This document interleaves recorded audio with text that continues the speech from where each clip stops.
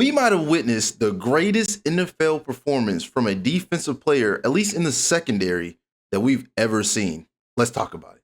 Before we get started, man, make sure you guys like this video, subscribe to Multiplicity. Here at Multiplicity, we talk about a lot of different sports, different teams, whatever you guys want to see. I'm pretty sure we have it here. So follow the playlist, follow the videos. You will find what you're looking for. We have tons of really good young faces looking to do what they love and share that passion with you guys. If you guys are just as passionate as the people here at Multiplicity, make sure you guys like up this video, subscribe, and show the love, man. Let's spread the love. Talk about what you want to talk about in the comment sections. If you don't like something, if you do like something, if you disagree with me on this video, please let me know. What are some of your more dominant performances you've seen on the defensive side of the football that you remember that you would like to talk about in the comment section?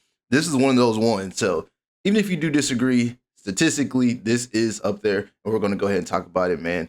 Hope you guys enjoy this video. Let's get into it. So today, this actually happened on Sunday.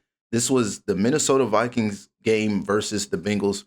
Obviously, as we know, Joe Burrow is out for a couple months with the turf toe. I believe it's like a really bad turf toe, grade 3, if I'm not mistaken. So he's not coming back anytime soon. So I believe his name is Jake Browning. That name just already sounds bad. Cincinnati hasn't had a great history with quarterbacks.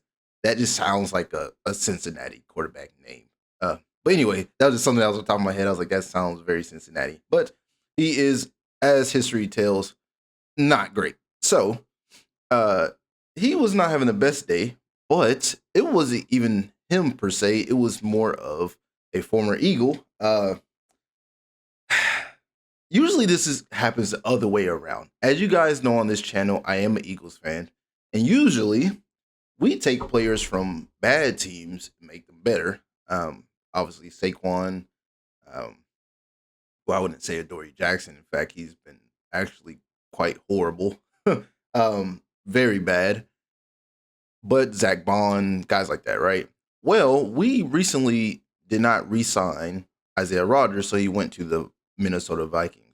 Well, that might have been the correct move on Isaiah Rodgers' part, okay? On this specific game, I believe he had, let's look it up. I want to say he had one interception. Yes, so one interception, and I'm pretty sure that was returned for a pick 6. Then he had a 66-yard fumble recovery touchdown, and then he forced another one. Think about that. This is a cornerback. This is not a defensive player. This is a cornerback that had a pick 6, a fumble recovery touchdown, and a forced fumble, all in the same game. And if I'm not mistaken, it was all in the same half. So this ends up turning out to be quite a flood on the Minnesota Vikings part. I believe the score is 48-17 or something crazy like that. Yeah, 48-10. There you go. So pretty crazy stuff on Sunday Night Football. I want to give credit to the Vikings. They were looking a little shaky, here and there. McCarthy is out right now, so Carson Wentz is taking over. Again, another former Eagle. Well, Carson Wentz has been around the block at this point, but I'm glad to see a revival there. I've always liked Carson Wentz. I just felt like he played a little too much hero ball at times. Too much. It was like Josh Allen's level of hero ball, but just not the talent. The same amount of talent as Josh Allen. So it's like you have Josh Allen who can play hero ball because, he can just do it because it's Josh Allen, but Carson Wentz is not that talented. So unfortunately, watching Carson Wentz can be exhilarating at times, but he did hold his own today. It was quite impressive. So Carson Wentz was 14 for 20, 173 yards and 2 touchdowns. So pretty decent game. Like I said, as long as he's not turning the ball over, doing nothing crazy. I believe he had it was a drop from the receiver that almost turned into an interception, but it wasn't on him. So I won't give him that interception if it was to have come. So he played pretty well. The Vikings obviously played amazing. Madison had over 100 yards, 2 touchdowns. Justin Jefferson always solid. We know this. In my opinion, the best receiver in the league and will continue to be the best receiver in the league. So I don't know, it's looking up for the Minnesota Vikings. I'm always kind of worried because J.J. McCarthy is a younger quarterback, and people don't like to see younger quarterbacks develop for some reason. So maybe when he takes the reins back, it doesn't look as good as this game did. But you never know, right? Minnesota has always been one of those weird teams where it's they're always on the fringe of competing, but then they just kind of like fall short every time.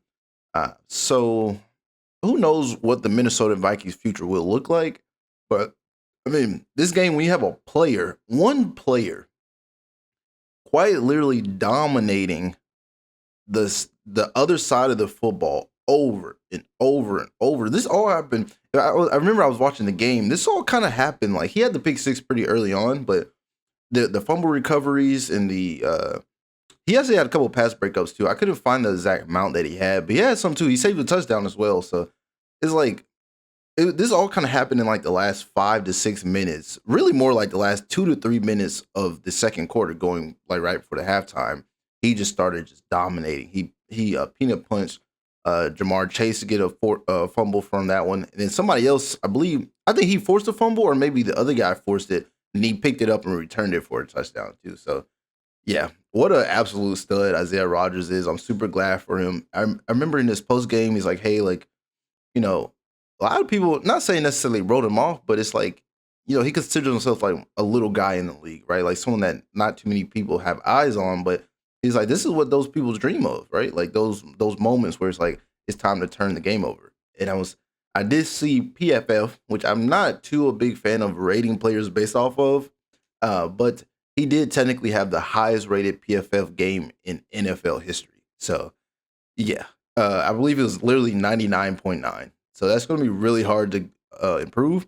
I don't really necessarily know how you get 100% with PFF. So, because if it's not this game, then I don't know what, you know, we've seen very dominant performances before, but those games I'm pretty sure have not got up to a 99.9. So I don't know how you get 100% with PFF. That's why I don't really like using them, because I've seen some games where it's like, okay, this player is playing out of their mind and literally perfect. Like there's nothing they could have did better, right? So, that's pretty much what I think. What are some of your guys' more dominant performances down? Like, let me know down below. I would love to talk about them. I know, like, there's a bunch of players in the NFL. I remember, I'm just adding this little tidbit on here just to talk with y'all a little bit longer. But I remember I was looking up the interceptions total leader yesterday, actually, and it was on my mind. I was like, I wonder who's been like.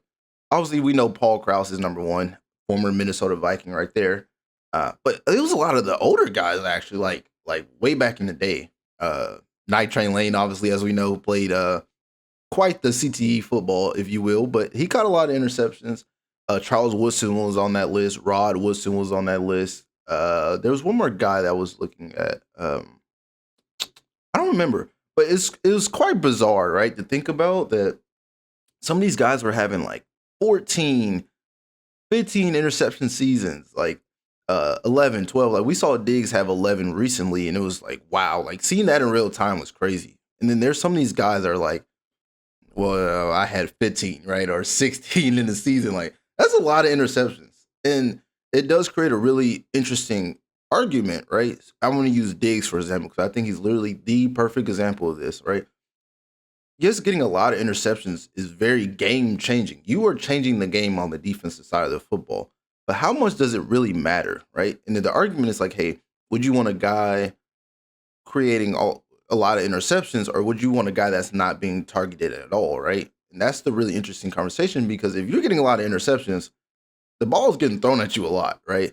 And then if you're not getting a lot of interceptions, they're not even looking your way. So it's like the shutdown corner versus the game-changing interception argument. So if you guys have any interesting talking points about that, I actually really would love to talk about that, because I think it's interesting. Because right now, Trayvon Diggs has been getting barbecued in the backfield, and he's not getting interceptions. So now it's weighing like, okay, well, he's getting targeted a lot, and he's not making plays on the ball. So, yeah, we'll see about that. But hope you guys have a great day. What a great game by Isaiah Rodgers. Hopefully he continues to dominate. I'm a big fan of his. Fortunately, I don't think we really use him right in Philly, but it's okay. You know what I'm saying? Sometimes people need a new spot, a new area to improve and grow, and that's what he's doing. So if you guys love this video, man, make sure you like and subscribe to Multiplicity. See you next week.